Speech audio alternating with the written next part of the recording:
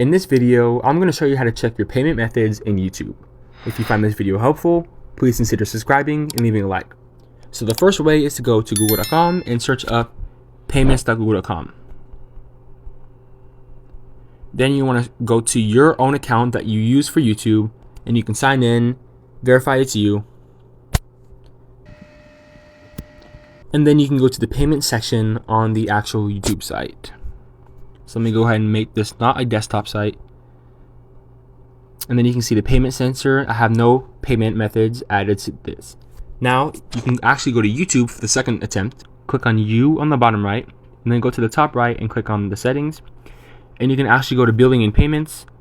You can enable quick purchases, and you can check if the verification is account password or fingerprint. You can basically, those are extra steps for the payment methods. Then you can go to purchases and memberships, and it will take you to your purchases and memberships you have made on YouTube for YouTube TV or YouTube Premium.